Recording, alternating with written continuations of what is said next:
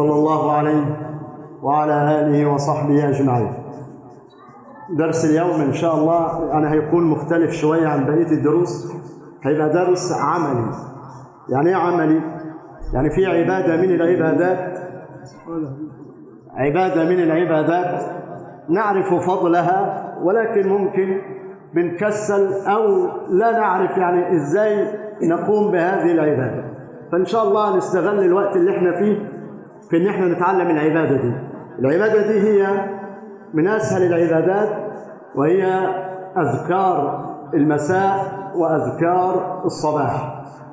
فضلها عظيم عند الله يا رب العالمين، لكن بعض الناس ممكن بيكسل او ما يعرفش هو هيقول ايه في اذكار الصباح او يقول ايه في اذكار المساء، ولا يعرف الفضل المترتب على هذا الذكر. فنستغل الوقت اللي احنا فيه، واحنا دلوقتي آخر ساعة في يوم الجمعة، وهي ساعة إجابة نستغلها نتعلم فيها هذه الأذكار. الطريقة هتبقى إزاي؟ إن احنا هنقول الأذكار كلها إن شاء الله. أنا أقول الذكر وإنت معايا تردد الذكر ورايا، تقوله في نفسك، يعني ما تقولش بصوت عالي لكن هتقول. طبعا الذكر لما انا اقول الذكر في دعاء، انت مش هتقول امين، لا انت قول الدعاء نفسه. دي اذكار بتقولها زي ما هي، ماشي؟ فاحنا كتبت انا الاذكار كلها برضه عشان ما ننساش ولا ذكر منها. هنقولها الاذكار ديت، نقول الذكر ونقول فضله، ونبقى بعد كده ان شاء الله حريصين على اننا دائما لا نضيع اذكار الصباح واذكار المساء. ليه؟ أولا أنت لما تذكر ربنا سبحانه وتعالى، الله يقول فاذكروني أذكركم، يعني ربنا يذكرك سبحانه وتعالى. وربنا سبحانه وتعالى يقول في الحديث القدسي أنا عند ظن عبدي بي وأنا معه إذا ذكرني، وأنا معه حين يذكرني، وأنا معه ما تحركت بي شفتاه. يعني لما يذكر ربنا سبحانه وتعالى قال تعالى فإن ذكرني في نفسه ذكرته في نفسي، وإن ذكرني في ملأ ذكرته في ملأ خير منه. ده يعني من جزء من فضائل الأذكار. أول حاجة خالص آية الكرسي. نقرأ آية الكرسي. أنا أقرأ زي ما قلنا، أنت برضه هتقرأ مع نفسك الآية، ولما نيجي على دعاء مش هتقول أمين، تقول برضه نفس الدعاء. هنبدأ بأول ذكر من أذكار، وتحط في نيتك إن دي أذكار المساء، لأن خلي بالك أذكار المساء بتبدأ وقته، وأذكار الصباح بتبدأ وقته. بالنسبة للصباح بعد طلوع الفجر لحد طلوع الشمس، ده كل وقت تقول فيه الأذكار بتاعت الصباح. وبالنسبة للمساء أوقاته بتبدأ من أول بعد صلاة العصر لحد غروب الشمس، ده برضو وقت للأذكار. فاحنا دلوقتي لما نقول الأذكار يبقى أنت نيتك إيه؟ إن أنت بتقول أذكار المساء، هي بدأت خلاص دلوقتي، بدأت من بعد العصر على طول. نبدأ بالذكر الأولاني زي ما قلنا، وهو آية الكرسي. أعوذ بالله من الشيطان الرجيم. بسم الله الرحمن الرحيم. الله لا إله إلا هو الحي القيوم لا تأخذه سنة ولا نوم له ما في السماوات وما في الأرض من ذا الذي يشفع عنده إلا بإذنه يعلم ما بين أيديهم وما خلفهم ولا يحيطون بشيء من علمه إلا بما شاء وسع كرسيه السماوات والأرض ولا يؤوده حفظهما وهو العلي العظيم. طبعا انت قريتها معايا كده، انتهينا من آية الكرسي. ايه فضل آية الكرسي؟ آية الكرسي دي تحفظك من الشيطان، ربك سبحانه وتعالى يحفظك من الشيطان بهذه الآية. طيب نيجي على الذكر اللي بعد كده، سورة الإخلاص، سورة قل أعوذ برب الناس، قل أعوذ برب الفلق، كل سورة 3 مرات، برضه هنقراهم مع بعض. أنا أقرأ وأنت مع نفسك تقرأ برضه. بسم الله الرحمن الرحيم. قل هو الله أحد الله الصمد لم يلد ولم يولد ولم يكن له كفوا أحد. بسم الله الرحمن الرحيم. قل هو الله أحد الله الصمد لم يلد ولم يولد ولم يكن له كفوا أحد. بسم الله الرحمن الرحيم. قل هو الله أحد الله الصمد لم يلد ولم يولد ولم يكن له كفوا أحد. بسم الله الرحمن الرحيم قل أعوذ برب الفلق من شر ما خلق ومن شر غاسق إذا وقب ومن شر النفاثات في العقد ومن شر حاسد إذا حسد. بسم الله الرحمن الرحيم قل أعوذ برب الفلق من شر ما خلق ومن شر غاسق إذا وقب ومن شر النفاثات في العقد ومن شر حاسد إذا حسد. بسم الله الرحمن الرحيم قل أعوذ برب الفلق من شر ما خلق ومن شر غاسق إذا وقب ومن شر النفاثات في العقد ومن شر حاسد إذا حسد. بسم الله الرحمن الرحيم قل أعوذ برب الناس ملك الناس إله الناس من شر الوسواس الخناس الذي يوسوس في صدور الناس من الجنة والناس. بسم الله الرحمن الرحيم قل أعوذ برب الناس ملك الناس إله الناس من شر الوسواس الخناس الذي يوسوس في صدور الناس من الجنة والناس. بسم الله الرحمن الرحيم قل أعوذ برب الناس ملك الناس إله الناس من شر الوسواس الخناس الذي يوسوس في صدور الناس من الجنة والناس. طبعا انت كده قريتهم كل صورة 3 مرات. ايه فضل ال3 صور دول؟ النبي صلى الله عليه وسلم قال تكفيك من كل شيء. كل شيء يعني الشرور والغموم والأحزان، شر الإنس وشر الجن، ده كله تكفيك. ربنا سبحانه وتعالى يكفيك لما تحافظ على ال3 صور دول، كل صورة منهم 3 مرات. وطبعا دول بينفعوا في الرقية، ترقي بيهم أي إنسان مريض أو محسود أو كده. طيب بعد ما انتهينا من ال3 صور دول نيجي على دعاء سيد الاستغفار. أنا هقول برضو وانت هتقول، مش هتقول أمين، ماشي؟ هتقول الدعاء نفسه. اللهم أنت ربي لا إله إلا أنت خلقتني وأنا عبدك وأنا على عهدك ووعدك ما استطعت أعوذ بك من شر ما صنعت أبوء لك بنعمتك علي وأبوء بذنبي فاغفر لي فإنه لا يغفر الذنوب إلا أنت. طبعا احنا عرفنا في خطبة الجمعة فضل هذا الدعاء اللي بيقوله بالنهار وهو موقن به ثم يموت فهو من أهل الجنة، واللي يقوله بالمساء وهو موقن به ثم يموت قبل الصباح فهو من أهل الجنة. طيب نيجي للذكر اللي بعد كده، اللي يقول لا إله إلا الله وحده لا شريك له له الملك وله الحمد وهو على كل شيء قدير. الكلمة دي أو الجمل دي ممكن تقولهم 10 مرات وممكن تقولهم 100 مرة.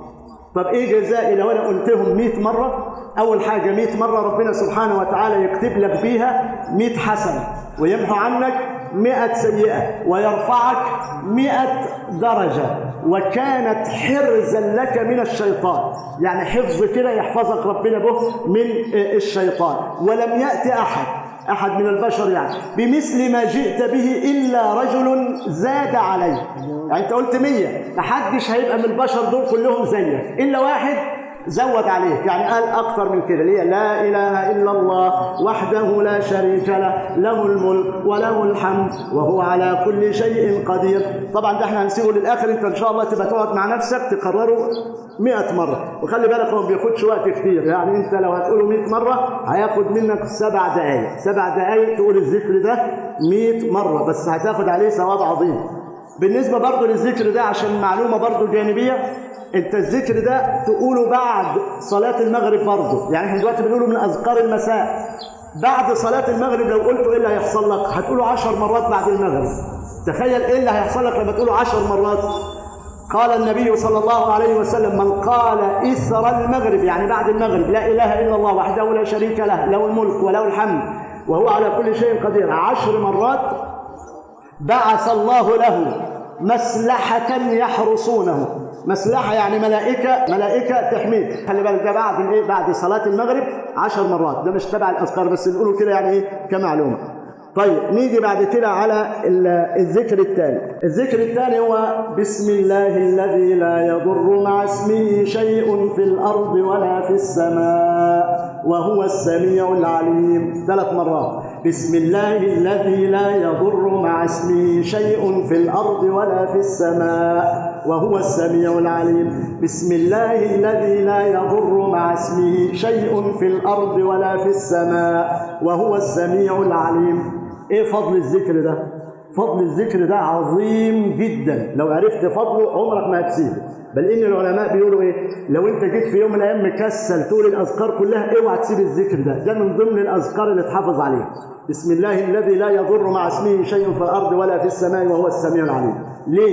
ليه نحافظ عليه؟ اولا انت بتقوله 3 مرات في الصباح، 3 مرات في المساء. ايه فضل هذا الذكر؟ من قال هذا الذكر لم يضره فجأة بلاء، مش هيفاجئه بلاء كده. يعني ايه مش هيفاجئه بلاء؟ يعني لم يضره شيء. انت بتقول بسم الله الذي لا يضر مع اسمه شيء في الارض ولا في السماء وهو السميع العليم. في حاجه لازم ناكد عليها، انت لما تقول الذكر تبقى على يقين ان هو ده اللي هيحصل. اوعى تقول ذكر وانت يعني بتقول لما اجرب اشوف كده هيحصل ولا لا. لا، هو كده لم يضره شيء. هكذا قال النبي صلى الله عليه وسلم. بعض ابناء الصحابي الجليل عثمان بن عفان، ابنه بقى اسمه آبان ابن عثمان بن عفان. آبان ده سمع الحديث ده من أبوه، فقاعد مرة وسط الناس وبيقول لهم الحديث ده اللي يقول بسم الله الذي لا يضر مع اسمه شيء في الأرض ولا في السماء وهو السميع العليم 3 مرات لا يصيبه بلاء. فبيقول للناس الحديث ده. طبعا ده مين؟ ده مش صحابي، ده ابن صحابي يعني من التابعين. فهو قاعد مع وسط أصحابه فبيقول لهم الحديث. فلما قال لهم الحديث وقال لهم اللي يقول الكلام ده لا يضره شيء، كان هو مصاب بالفالج. الفالج ده اللي هو الشلل، ربنا عافينا كلنا منه، شلل. فهو قاعد بيقول الحديث، فاللي قاعد قدامه ده بصص له كده وبصص على ايده اللي هي فيها الشلل، كأنه بيقول له يعني انت بتقول لنا اللي يقول كده مش هيصيبه حاجه، وانت هو ما كلمش الراجل بس بص كده. ففهم ان هو بيقول له ايه، انت يعني بتقول لنا لا يضره شيء وانت اصلا ما انت اضرك اهو. فلما فهم كده قال له والله ما كذبت، والله ما كذبت على أبي، هكذا حدثني أبي، ولا كذب أبي على رسول الله صلى الله عليه وسلم. يعني أبويا عثمان سمع الحديث ده من رسول الله، وما كذب رسول الله صلى الله عليه وسلم، ولكني نسيت أن أقول هذا الذكر في هذا اليوم حتى قدر الله علي هذا البلاء. يعني في اليوم اللي أنا أصبت فيه في البلاء ده ما نسيت أقول الذكر ده، يعني شغلت بأي شيء فما قلتش الذكر ده فجال البلاء ده. يبقى إذا أنت بتقوله وأنت مصدق، يبقى اللي هو إيه؟ بسم الله الذي لا يضر مع اسمه شيء في الأرض ولا في السماء وهو السميع العليم. الذكر اللي بعد كده أعوذ بكلمات الله التامات من شر ما خلق، برضو 3 مرات. أعوذ بكلمات الله التامات من شر ما خلق، أعوذ بكلمات الله التامات من شر ما خلق. إيه اللي هياخده لما يقول هذا الذكر العظيم؟ أولا قال النبي صلى الله عليه وسلم لرجل من أصحابه جاء إليه فقال يا رسول الله لدغتني عقرب، في عقرب لدغتني. فقال له النبي صلى الله عليه وسلم أما إنك لو قلت حين أمسيت هذا الذكر أعوذ بكلمات الله التامات من شر ما خلق لم تصبك هذه العقرب، كانت العقرب دي ما عملتش معاك حاجة لو قلت هذا الذكر. طبعا نحن نصدق نبينا صلى الله عليه وسلم. طيب من ضمن برضو الأذكار اللي احنا بنقولها في المساء اللهم بك أمسينا وبك أصبحنا وبك نحيا وبك نموت وإليك المصير. ده فين؟ في المساء، مرة واحدة بس بنقوله في المساء. طيب الذكر اللي بعد كده أصبحنا على فطرة الإسلام وكلمة الإخلاص ودين نبينا محمد صلى الله عليه وسلم وملة أبينا إبراهيم حنيفا مسلما وما كان من المشركين. ده برضو بنقوله مرة واحدة.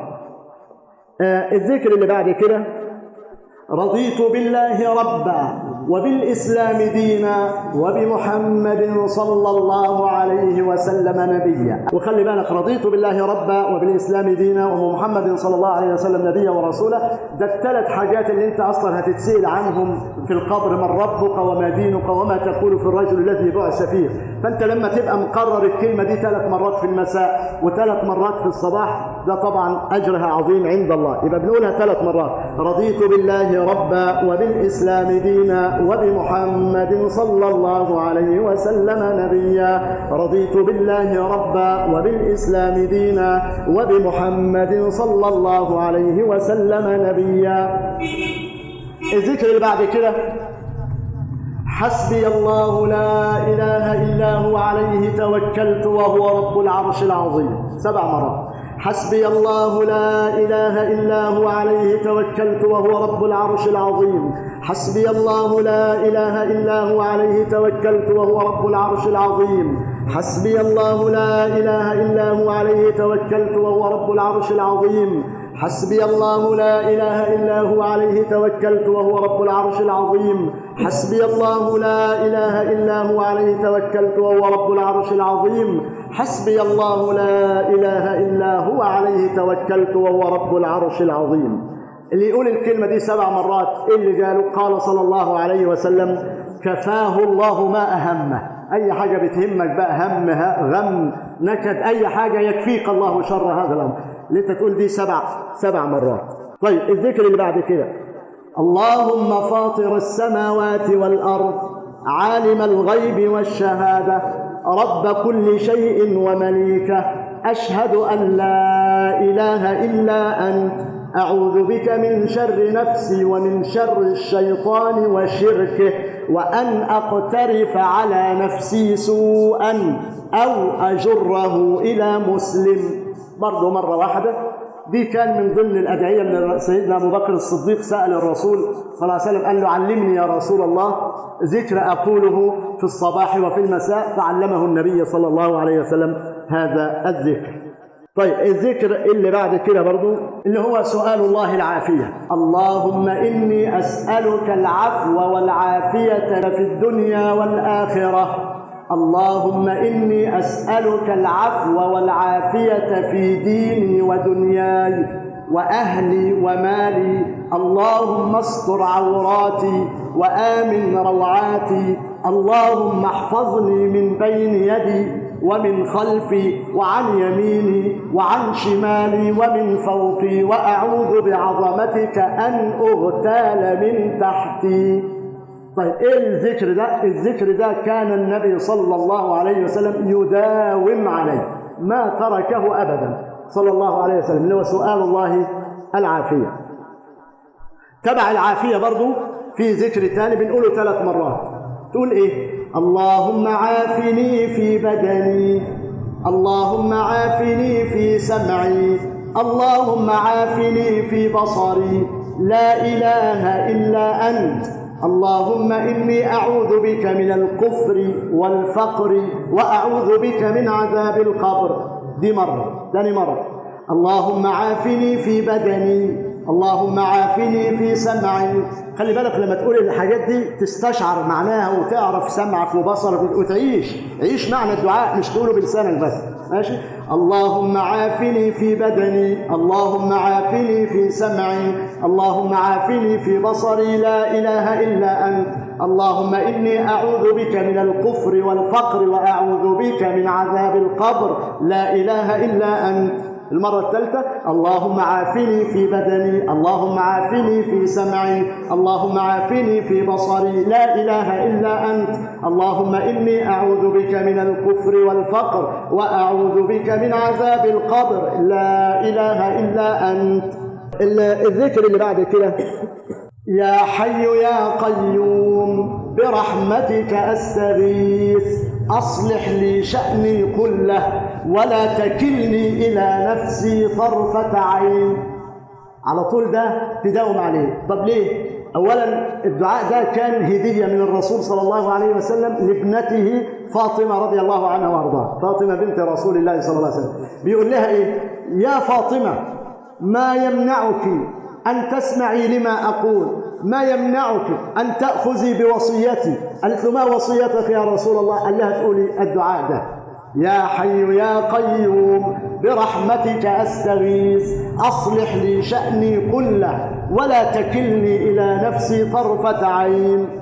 الذكر اللي بعد كده: سبحان الله وبحمده. وده طبعا من الأذكار اللي مطالب ان انت تكسر منها. فسبحان الله وبحمده ده انت ممكن تقوله 100 مرة، تقول 100 مرة سبحان الله وبحمده. ايه اللي هيحصل لك لما تقول سبحان الله وبحمده 100 مرة؟ غفرت لك الذنوب ولو كانت مثل زبد البحر، يعني زي رغاوي البحر، وذنوبك عظيمة تغفر بمثل هذه الكلمات بس 100 مرة. وخلي بالك مش هتاخد منك برضه وقت، هم دقيقتين 2 لو قلتها سبحان الله وبحمده سبحان الله وبحمده 100 مرة تغفر لك الذنوب ولو كانت مثل زبد البحر. سبحان الله وبحمده عدد خلقه ورضا نفسه وزنة عرشه ومداد كلماته. خلي بالك الدعاء دي تفهمه او الذكر ده، هو الرسول صلى الله عليه وسلم بيقول سبحان الله، الرسول بيقول انا قلت 4 كلمات، انت لو عديتهم هتقول ايه؟ الرسول بيقول سبحان الله، ماشي؟ دي بقى الكلمه دي هتتقال 4. سبحان الله ايه؟ عدد خلقه ورضا نفسه وزنة عرشه ومداد كلماته. عشان لما تقرا الحديث بعض الناس يقول لا، الرسول في الحديث ده انه لما احدى امهات المؤمنين الرسول خرج عليها بعد صلاه الفجر فلقاها قاعده بتذكر ربنا سبحانه وتعالى، فخرج راح المشوار اللي رايحه ورجع فلقاها قاعده نفس القعده، فلا ما زلت على هذا؟ قالت نعم يا رسول الله. وما زلت تذكرين الله؟ قالت نعم يا رسول الله. فلا انا قلت بعدك 4 كلمات وزنوا كل اللي انت قلتيهم دول كلهم. يعني ايه وزنون؟ يعني هاخد ثواب عليهم زي الوقت اللي انت قعدتيه ده كله. خلي بالك هي قعدت ساعة الشروق كلها، والرسول بيقول انا قلت 4 كلمات.